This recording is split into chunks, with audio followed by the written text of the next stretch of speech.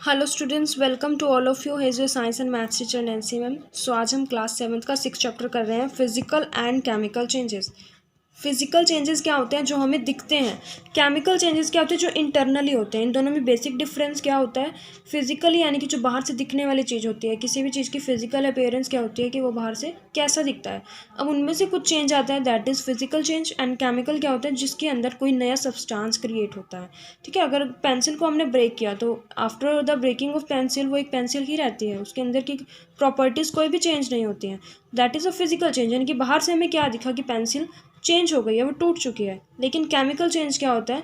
Suppose मैंने देखा कि आयरन के ऊपर रस्ट हो गया है, जब जंग लग जाता है लोहे के ऊपर, तो पहले वो किस तरह का था और उसके बाद एक नया मटेरियल ग्रो हो गया, that is a chemical change. So every day you come across many changes in your surroundings. हम डेली बहुत से चेंजेस को ऑब्जर्व करते हैं। For example, your mother may ask you to dissolve sugar in water to make a cold drink. हमारी mother क्या कहती है कि पानी में जो है चीनी को घोलो, making a sugar solution is a change. अब ये शुगर सोल्यूशन क्या है? एक चेंज है। पहले पानी कैसा था? बिना टेस्ट का था, लेकिन जब शुगर डिजॉल्व हो गई वो मीठा हो गया, यानी कि एक चेंज हुआ उसके अंदर। Similarly setting curd from milk is a change. जब हम दही जमाते हैं दूध से तो वो भी एक चेंज होता है। समटाइम्स मिल्क बिकम सोर, कभी कभी दूध जो होता है खट्टा हो जाता है। Souring is of milk is a change. अब जो खट्टा हो गया उसमें भी कुछ चेंज आया है, रहा तो वो दूध ही, लेकिन पहले क्या था? नॉर्मल टेस्ट का था, अब उसके बाद वो खट्टा हो चुके, लेकिन आया तो एक चेंज है।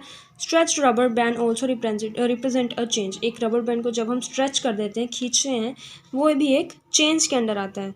In this chapter we shall perform some activities and study the nature of these changes. अब इन स्टडीज इस चेंजेस के नेचर के बारे में पढ़ेंगे, किस टाइप के चेंजेस हैं ये, फिजिकल चेंज है, केमिकल चेंज है, किस किस कैटेगरी के अंडर ये आते हैं, तो ये सब हम इस चैप्टर में पढ़ेंगे। सबसे पहले हम पढ़ते हैं फिजिकल चेंजेस।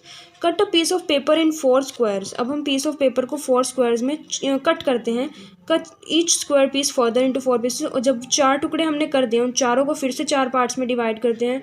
उसको हम let these pieces on the floor और a table so that the pieces acquire the shape of original piece of paper. अब हम जो जितने भी पीसेज हैं उनको वापस से जोड़ देते हैं। Obviously you can not join the pieces back to make the original piece. अब हम चाहे उन पीसेस को एक साथ जोड़ के रख दें, लेकिन वो कभी भी एक ओरिजिनल पीस की तरह नहीं बनेंगे जैसा वो पेपर फटने से पहले था। But there is a change in the property of the paper. But is there a change in the property of the paper? तो क्या वहाँ पर प्रॉपर्टी ऑफ पेपर में कोई चेंज आया? वो रहा तो फिर भी पेपर ही, सिर्फ वो अपनी शेप चेंज कर गया। सो वो चेंज किसके अंडर आता है? हमारा फिजिकल चेंज के अंदर, जिसमें हमें कोई नया मटेरियल ऑब्टेन नहीं होता है। Collect the chalk dust lying on the floor near the blackboard in your classroom or crush a small piece of chalk into dust. Add a little water in the dust to make a paste. Roll it into a shape of piece of chalk. Would need to recover chalk from the dust. अब उन्होंने क्या, चौक का जो हमारा powder होता है उसे क्या करना है? पानी के साथ मिक्स करके एक पेस्ट बनानी है। वो उस पाउडर से ही वापस एक चौक बनाना है। क्या हम बना सकते हैं वो चौक उसी तरह से जैसे वो पहले था? तो वो भी क्या होगा? एक फिजिकल चेंज होगा। Take some ice in a glass और प्लास्टिक टम्बलर। हमने आइस लेनी है, ग्लास या plastic tumbler. Melt a small portion of ice by placing in tumbler into the sun. जब हम सूर्य की रोशनी में रखेंगे या रूम टेम्परेचर पर भी रखेंगे तो आइस क्या होगी? पिघलनी शुरू हो जाएगी। You have now mixture of ice and water. अब जो आइस और वाटर का वो मिक्सचर है। Now place the tumbler in a freezing mixture plus common salt. अब जो है उस टम्बलर को फ्रीजिंग मिक्सचर में रखते हैं। फ्रीजिंग मिक्सचर क्या था? जिसमें आइस और कॉमन सॉल्ट रखा हो। Does the water become solid ice once again. अब हम पूछेंगे कि क्या वो वाटर वापस से आइस बन गया? Boil some water in a container. अब हमने वाटर को बॉयल करना है कंटेनर में। Do you see the steam rising from the surface of the water? क्या हम देखते हैं कुछ ना कुछ स्टीम या धुआं या वाटर वेपर्स जो हैं उसमें से अराइज होते हैं। Hold an inverted pan by its handle over the steam at some distance. हम देखते हैं कि अगर उबले हुए पानी में उबली चाय उबल रही है, कुछ भी हो रहा है, उसके ऊपर अगर हम एक प्लेट को रखते हैं तो हम देखते हैं उसके ऊपर थोड़े छोटे छोटे वाटर ड्रॉपलेट्स आ जाते हैं। Observe the inner surface of the pan. अब वो पूछ रहे हैं कि जब हम उस स्टीम के ऊपर या जहाँ से पानी उबल रहा है उसके ऊपर अगर हमने एक प्लेट रख दी तो क्या उसके अंदर हम देखते हैं कि कुछ चेंज आया? Do you see any droplet of water there? क्या आपको वहाँ पर कुछ ड्रॉपलेट्स दिखते हैं वाटर के?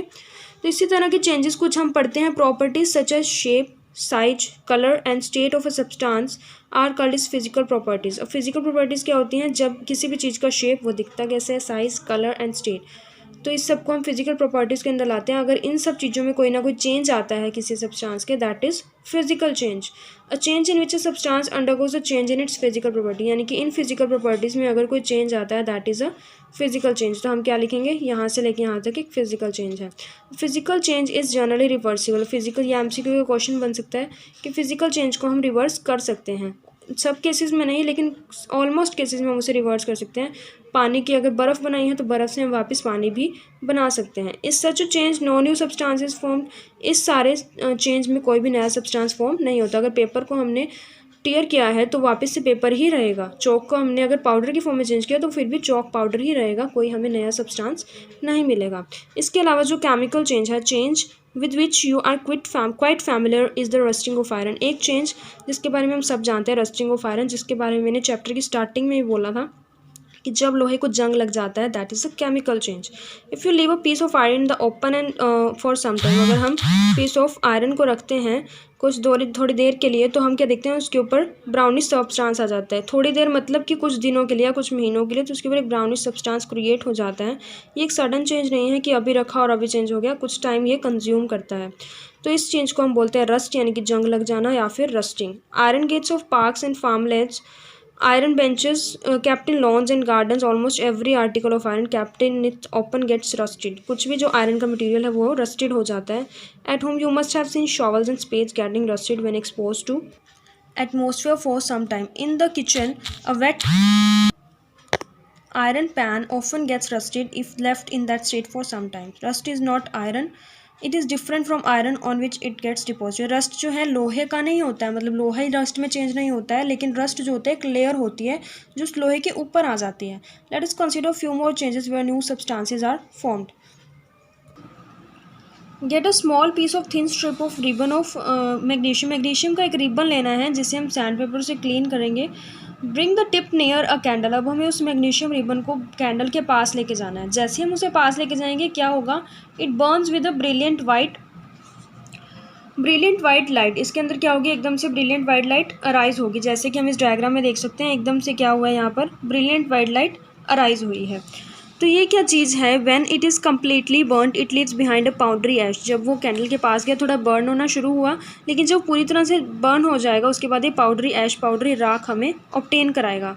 Does the ash look like the magnesium ribbon. अब हम देखें कि जो नहीं हमें ऐश प्रोवाइड हुई है, ऑब्टेन हुई है, वो क्या मैग्नीशियम रिबन की तरह दिखती हैं। The change can be represented by the following equation, कि मैग्नीशियम लिया, मैग्नीशियम को जब हम बर्न करते हैं, अब डेफिनेटली हमें पता है कि जब हम कोई चीज़ बर्न करते हैं उसके लिए किस गैस की रिक्वायरमेंट होती है, ऑक्सीजन की।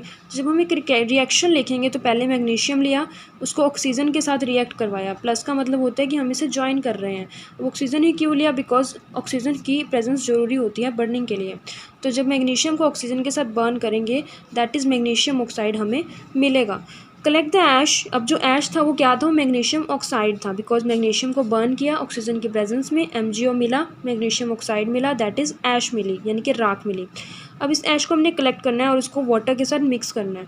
तो क्या करना है, test the mixture with blue and red litmus paper. हम लिटमस पेपर्स के बारे में पढ़ चुके हैं कि इंडिकेटर्स होते हैं चेक करने के लिए एसिड है या बेस है।